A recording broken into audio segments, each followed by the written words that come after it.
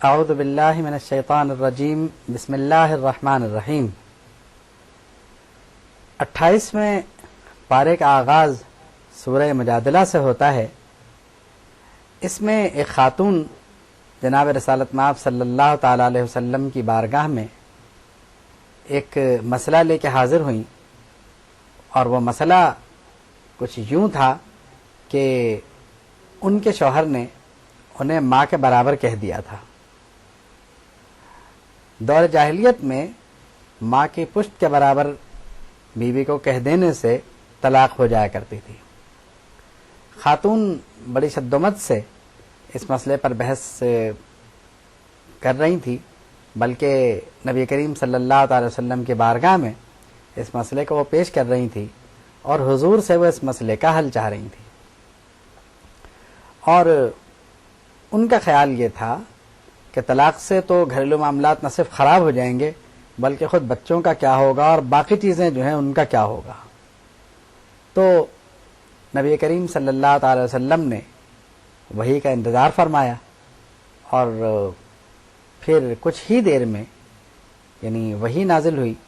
اور آپ یہ دیکھیے کہ قرآن مجید میں ان خاتون کے اس طرح گفتگو کو برا ماننے کی بجائے یعنی اللہ تعالیٰ نے اظہار ناراضگی نہیں فرمایا اس پر، بلکہ یہ سمجھ کر معاف کر دیا گیا، ورنہ حضور کی بارگاہ میں بات خدا نہ خواستہ گستاخی سمجھ لی جاتی تو بڑا مسئلہ ہوتا، لیکن یہ سمجھ کر معاف فرما دیا گیا کہ یہ گستاخی نہیں ہے،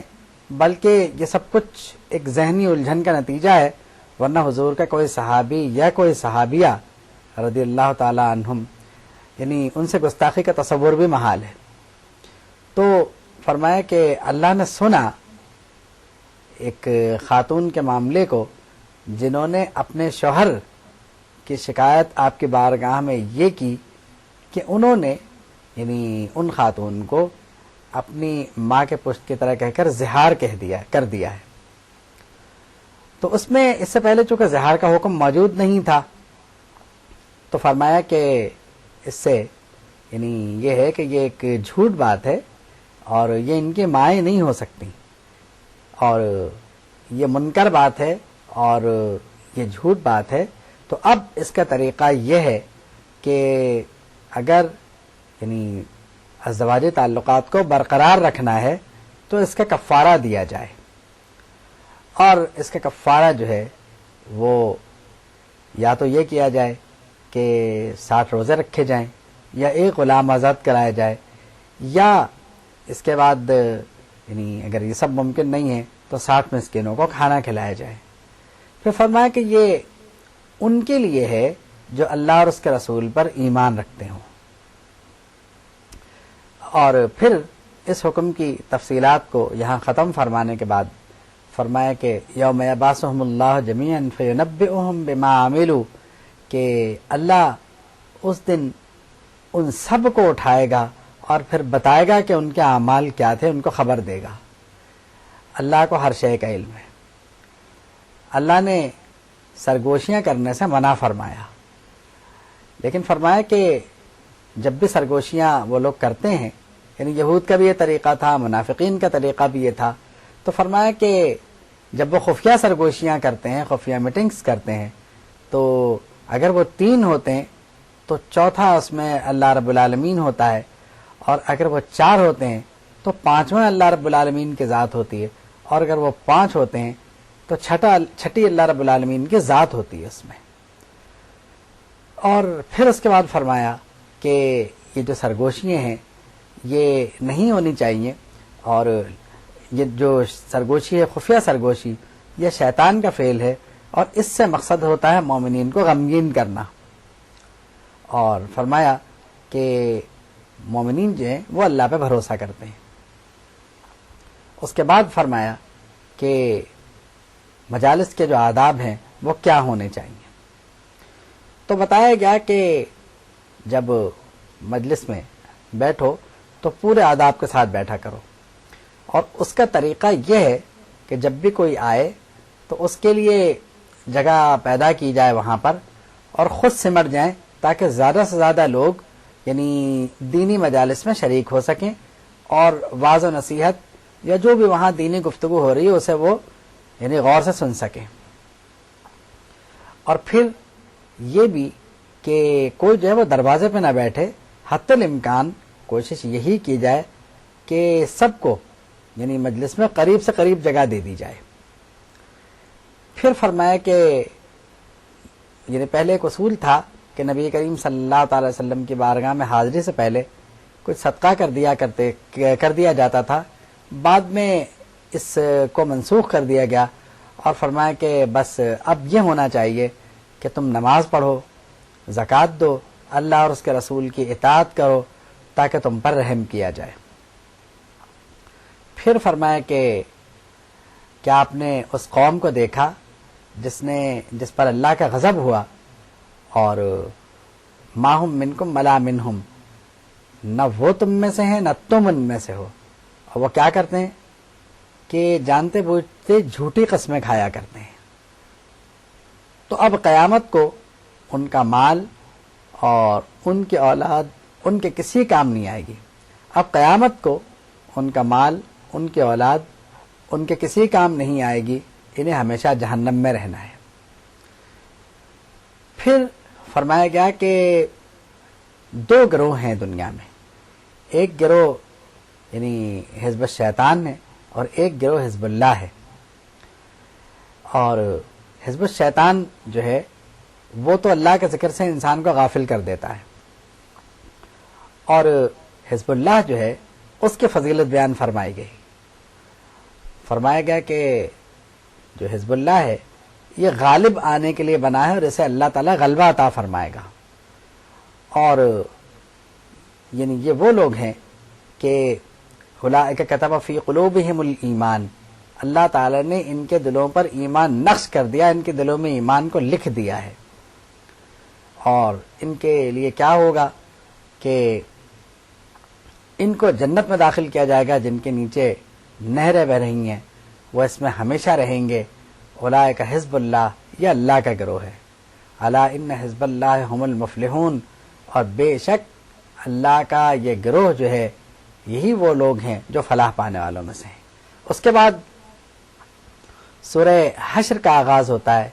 اللہ کی تسبیح اور اللہ کی تمہید سے اس کا آغاز ہوتا ہے. سبح للہ ما فی السماوات و ما فی الارض. اور پھر یعنی یہود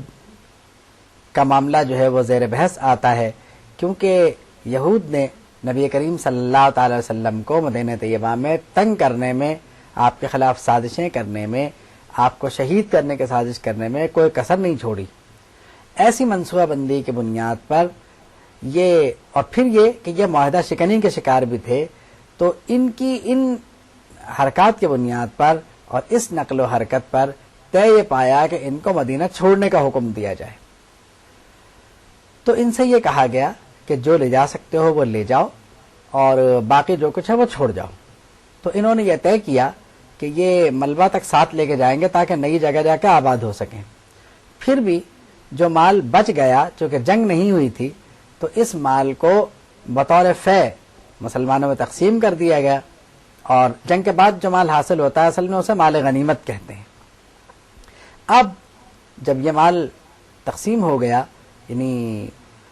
اور ظاہر ہے کہ تقریباً یعنی مصارف زکوٰۃ میں وہ لوگ جو مصارف زکوٰۃ کے حقدار ہیں وہ بھی تقریباً اس میں آ جاتے ہیں، اور باقی بھی جو لوگ ہیں اس کے مصارف میں کہیں نہ کہیں آ جاتے ہیں. تو اور سب سے بڑی بات یہ کہ نبی کریم صلی اللہ تعالی علیہ وسلم کے کاشان اقدس کے لیے بھی یعنی حضور کا بھی حصہ اس میں کچھ نہ کچھ رکھا گیا. پھر اس کے بعد یعنی دولت کی تقسیم اور معیشت کا اصول بیان فرمایا گیا کہ دولت کی گردش جاری رہنی چاہیے، اور دولت کی نہ صرف گردش ہونی چاہیے، یعنی ارتکاز زر نہیں ہونا چاہیے، اور دولت کو ایک ہاتھ مرکوز نہیں ہونا چاہیے. اس کے بعد وہ عظیم الشان آیت ہے جو جناب رسالت مآب صلی اللہ تعالی علیہ وسلم کی یعنی جسے کہنا چاہیے کہ اختیارات کی علامت کے طور پر ہم اسے کہہ سکتے ہیں کہ نبی کریم صلی اللہ تعالی وسلم کے اختیارات پر دلالت کرتی ہے. اللہ تعالیٰ نے نبی کریم صلی اللہ تعالی وسلم کے اختیارات کا اعلان فرمایا کہ ما آتاکم الرسول فخذوہ، جو کچھ بھی تمہیں یہ رسول دیں تمہیں بلا چونو چرا اسے لے لینا چاہیے، اسے قبول کر لینا چاہیے، اور جس سے تمہیں روکیں اس سے تمہیں رک جانا چاہیے، اور اللہ سے ڈرو، اللہ کی پکڑ بڑی سخت ہے۔ یہ آیت کریمہ جو ہے اس سورہ حشر میں موجود ہے، اور اس کی تشریح میں اگرچہ بہت وسعت ہے، لیکن مجموعی طور پر بات یہی ہے کہ جو کچھ حضور عطا فرمائے، چاہے وہ اوامر سے ہو، نواہی سے ہو، یا وہ مال ہو، یا کوئی اور فیصلہ جو حضور فرمائے، یعنی جب حضور کا فیصلہ آ جائے تو وہ نافذ ہے۔ پھر انصار کی تعریف فرمائی گئی، اور فرمایا گیا کہ ان لوگوں نے یعنی مہاجرین کو وہاں پر مدینہ طیبہ میں جگہ دی، اور یعنی وہ اپنے مہاجر بھائیوں سے محبت کرتے ہیں اور اپنے سینوں میں کوئی تنگی نہیں پاتے۔ اور اس کے بعد یعنی رکوع کا جو خاتمہ ہے وہ یہ کہہ کر کیا گیا کہ جو صاحب ایمان ہے، والذین جاءوا من بعدہم، کہ جو لوگ صاحب ایمان ہیں جو بعد میں آئے وہ کہتے ہیں کہ اے ہمارے رب ہماری مغفرت فرما، اور ہمارے ان بھائیوں کے بھی جو ہم سے پہلے گزر چکے، اور اے ہمارے پروردگار ربنا انک رؤوف الرحیم، بے شک تو اپنے بندوں پر رؤوف بھی ہے، رحیم بھی ہے۔ اس کے بعد پھر فرمایا گیا کہ کیا آپ نے منافقین کو دیکھا جو اپنے بھائیوں کے ساتھ منصوبہ بندی کرتے ہیں؟ فرمایا گیا کہ یہ تمہارے ساتھ کبھی جنگ کو نہیں نکلیں گے، اور اگر تم ان کی مدد کے لیے نکل بھی گئے تب بھی یہ نہیں نکلیں گے، اور اگر تم شہید بھی ہوتے رہے تو یہ تمہاری مدد کبھی نہیں کریں گے۔ اور ان کے انہی منافقین کے جو عادات و اطوار ہیں ان پر یعنی یہ ارشاد فرمایا گیا کہ لا یقاتلونکم جمیعا، یہ کبھی بھی یعنی جمع ہو کر تمہارے ساتھ باہمی قتال میں شریک نہیں ہوں گے، نہ یہ جنگ کریں گے۔ پھر یہ کہ تم یہ سمجھتے ہو کہ یہ جو ہے یہ ایک مجمع کی شکل ہے، نہیں، بظاہر یہ ایک مجمع کی شکل ہے، لیکن ان کے دل ایک دوسرے سے مختلف ہیں، یعنی ان کے دلوں کی حالت جو ہے وہ متحد نہیں ہے، مختلف ہے۔ پھر فرمایا کہ شیطان کی حالت یہ ہے کہ وہ انسان کو کافر ہونے کے لیے آمادہ کرتا ہے۔ جب انسان کافر ہو جائے تو وہ کہتا ہے کہ مجھے تو اللہ رب العالمین سے ڈر لگتا ہے، اور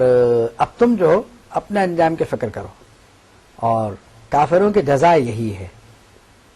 اور جو میں دیکھ رہا ہوں وہ تو تم نہیں دیکھ رہے۔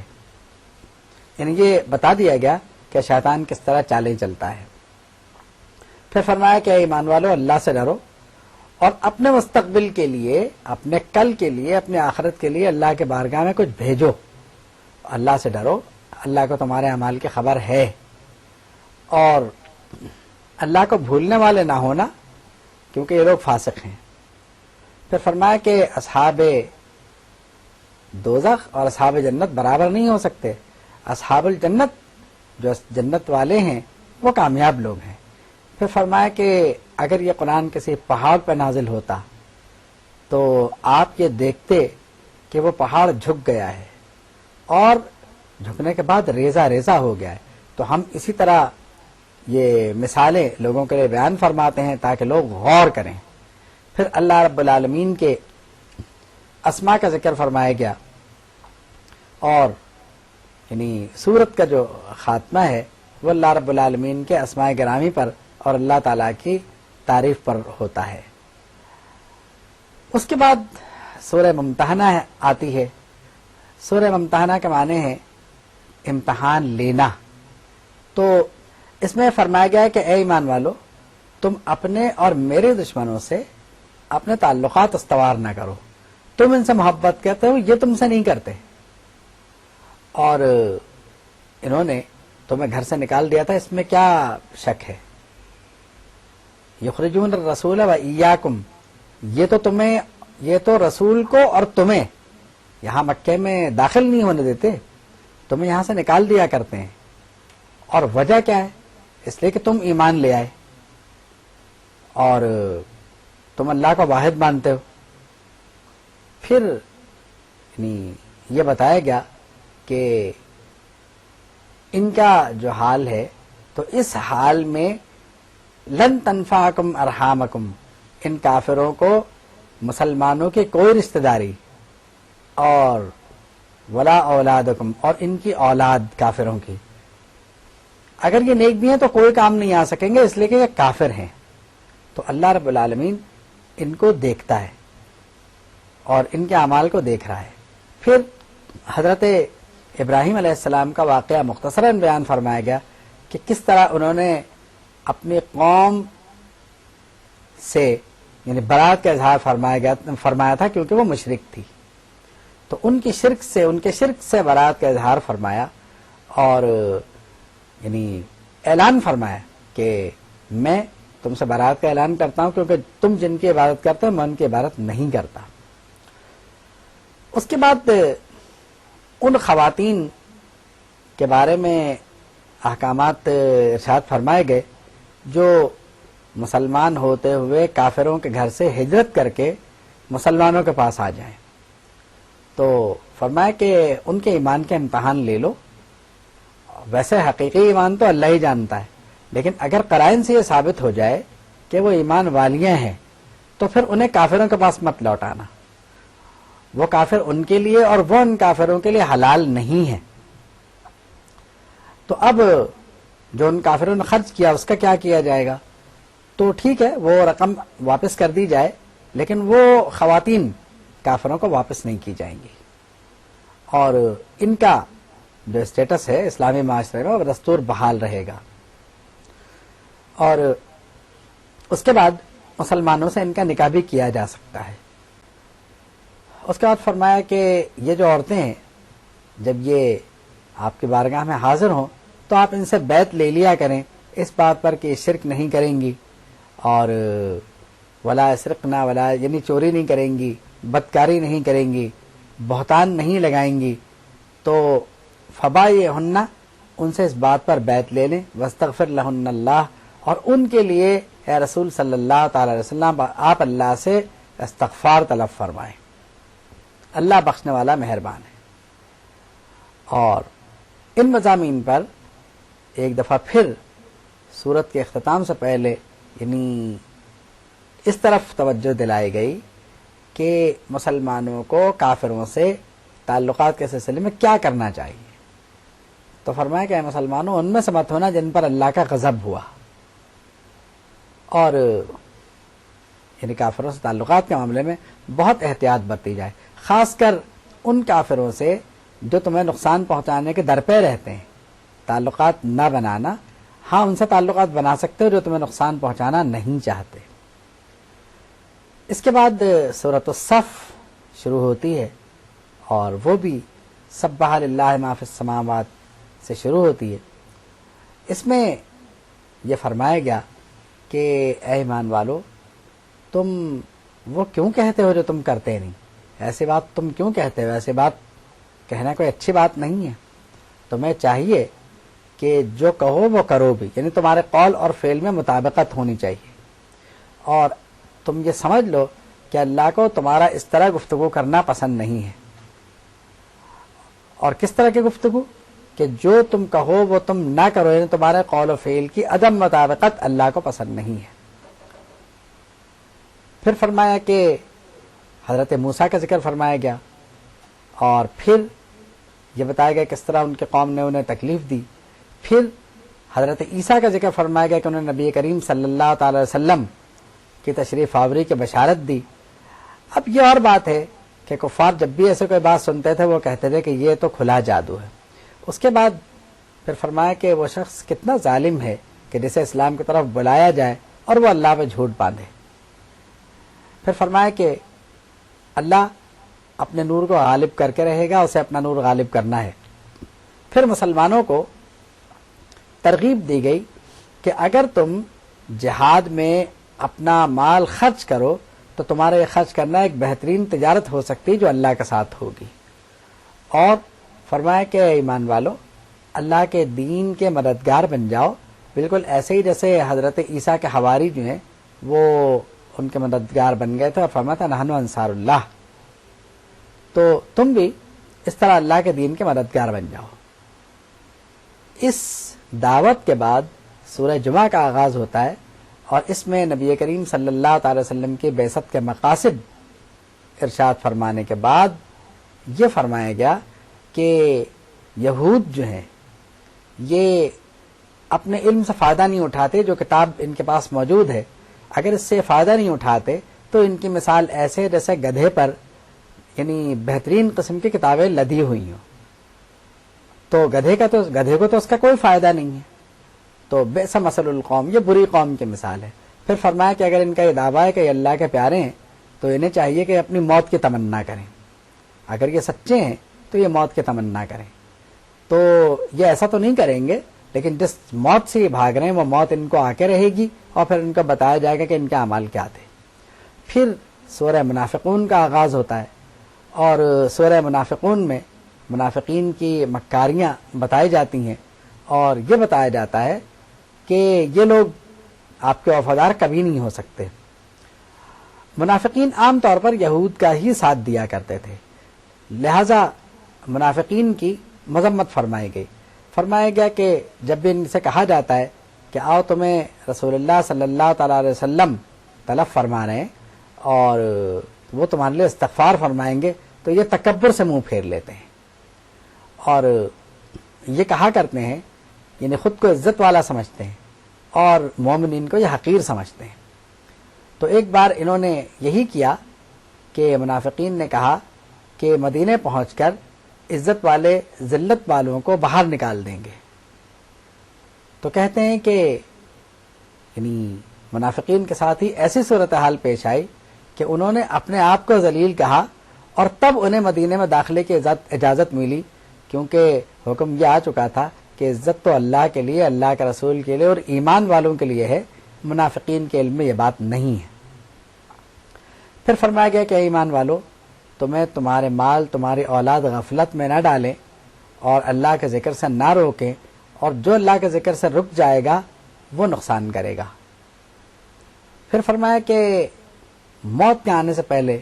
تم اپنے لیے کچھ نہ کچھ خرچ کر لو، اور پھر یہ نہ ہو کہ تم یہ کہو کہ ابھی مجھے کچھ مہلت مل جائے تو میں کچھ خرچ کر لوں۔ فرمایا کہ جب وہ آئے گی تو وَلَن يُؤَخِّرَ اللَّهُ نَفْسًا إِذَا جَاءَ أَجَلُهَا، جب وہ موت آئے گی تو پھر کسی کے لیے تاخیر نہیں ہوگی۔ پھر سورہ تغابن شروع ہوتی ہے۔ سورہ تغابن میں یعنی صورتحال پھر وہی ہے کہ یعنی قیامت کے بارے میں دلائل دینے کے لیے فرمایا کہ انسانوں کے دو گروہ ہیں، ان میں سے کچھ مومن ہیں، کچھ کافر ہیں، اور وہی اللہ ہے جس نے تمہیں بہترین صورت دے کے پیدا فرمایا، اور خلق السماوات والارض بالحق وصورکم، زمین و آسمان کو بے شک اس نے حق پیدا فرمایا اور تمہاری صورت گری فرمائے، تمہیں صورت عطا فرمائی، فاحسن صورکم، تو تمہاری صورت انتہائی خوبصورت ہو گئی، لیکن تم اس کی طرف لوٹو گے بھی۔ پھر فرمایا کہ تم جو کچھ ظاہر کرتے ہو، جو کچھ چھپاتے ہو، وہ سب اس کو معلوم ہے۔ کافروں کا یہ گمان ہے کہ وہ نہیں اٹھیں گے، ایسا نہیں ہے، وہ ضرور اٹھیں گے۔ پھر ان کو بتایا جائے گا کہ ان کے اعمال کیا ہیں۔ پھر فرمایا گیا کہ اللہ، اس کے رسول اور جو کچھ اس رسول پر نازل ہو اس پہ ایمان لاؤ، اور پھر مسلمانوں کو یہ بتایا گیا کہ تمہارے مال، تمہاری اولاد، تمہاری بیویاں، یہ سب تمہارے لیے آزمائش ہے، اجر تو حقیقی وہی ہے جو اللہ کے یہاں ہے۔ ان مضامین پر سورت کے خاتمے کے بعد سورہ طلاق شروع ہوتی ہے۔ سورہ طلاق میں یعنی خواتین کے طلاق کے بعد کیا احکامات ہوں گے، عدت کے احکامات کیا ہوں گے، اور بچے کو دودھ پلائے کے اخراجات کیا ہوں گے، ان تمام احکامات پر سورہ طلاق کا خاتمہ ہوتا ہے۔ اس کے بعد سورہ تحریم شروع ہوتی ہے۔ سورہ تحریم میں مسلمانوں کو اس بات کی تلقین کی گئی ہے کہ وہ خود کو اور اپنے اہل و عیال کو آگ سے بچائیں، اور یعنی اس کے بعد جو ہے وہ توبہ کی ترغیب دی گئی ہے کہ توبہ کریں اللہ کے بارگاہ میں اس طرح کی کہ پھر اس کے بعد ان گناہوں کی طرف وہ رخ نہ کریں، اور اگر انہوں نے ایسا کیا تو یہ توبہ ان کے حق میں کفارہ بن جائے گی۔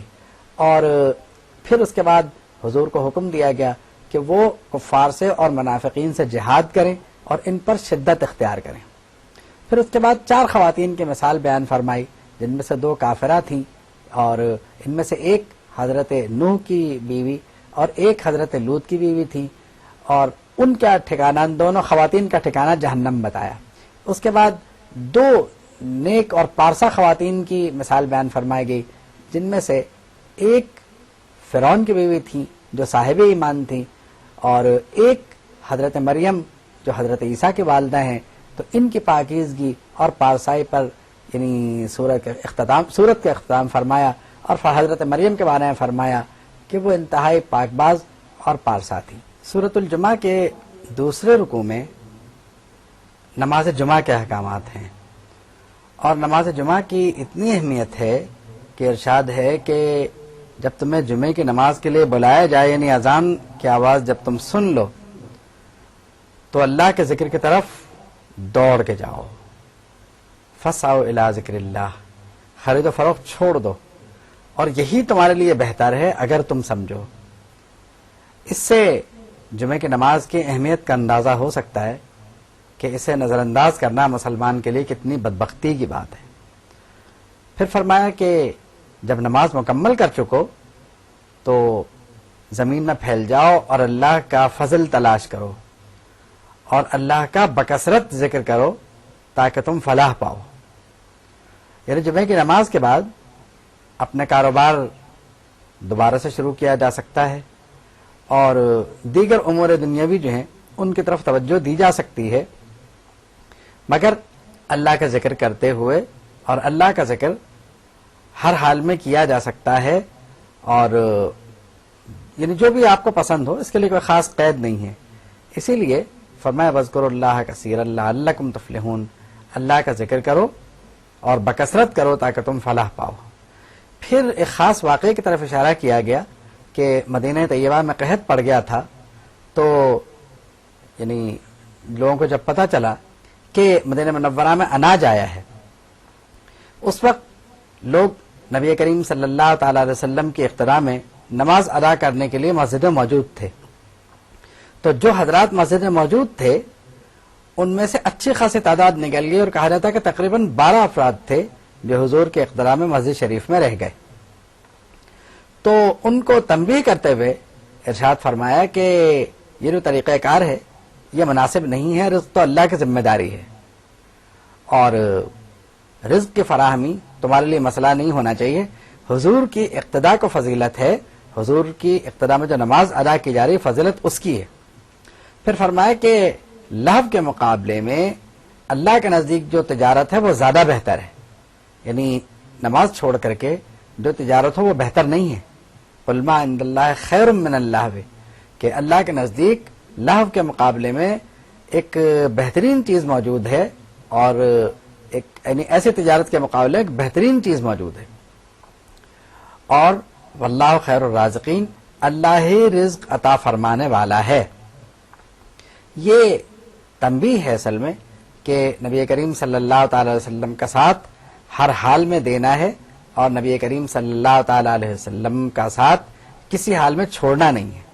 اور حضور کے اقتداء میں پڑھی جانے والی نماز وہ ہر اعتبار سے اور ہر تجارت سے اور ہر اس شے سے جو اس کی عوض میں مل رہی ہو، یعنی بہر صورت بہتر ہے۔ رہی رزق کی بات تو اللہ بہترین رزق کی فراہمی کا ذمہ لیتا ہے، اللہ بہترین رزق کی فراہمی کا ذمہ دار ہے، اور جتنے رزق دینے والے ہیں ان کے مقابلے میں، بلکہ ان کی تو کوئی حیثیت نہیں ہے، اللہ کے پاس بہترین رزق اور بہترین اجر موجود ہے۔ لیکن تمہیں اس بات کا خیال رکھنا چاہیے۔ تو فرمایا کہ یہ جو تجارت ہے اسے دیکھ کر یہ نہ سمجھو کہ ہم جو ہیں وہ اب یہاں چلے جائیں، نماز ہم بعد میں پڑھ لیں گے، اگر جمعہ کی نماز گئی تو یہ نماز نہیں ملے گی، یعنی اس جمعے کی نماز نہیں ملے گی۔ تجارت کا تو کوئی مسئلہ نہیں ہے، مال تجارت تو پھر ہاتھ آ جائے گا، غلے کا کیا ہے وہ پھر ہاتھ آ جائے گا، لیکن زندگی بڑی چیز ہے، اور اللہ کی جو عبادت ہے وہ بڑی چیز ہے۔ نبی کریم صلی اللہ تعالی وسلم کی اقتداء میں پڑھی جانے والی نماز بہترین ہے۔ تو مسلمانوں کو یعنی اس بات کی اہمیت کا اندازہ کرایا گیا، اور یہ بتایا گیا کہ حضور کا ساتھ ہر حال میں افضل ہے۔ اگر ان کا ساتھ ہے تو پھر دین و دنیا سب مل جائے گی، اور اگر ان سے گئے تو پھر پتہ نہیں کہ کہاں گئے۔ تو اللہ رب العالمین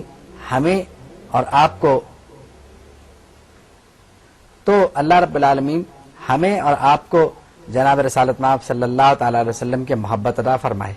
وآخر دعوانا ان الحمد للہ رب العالمین۔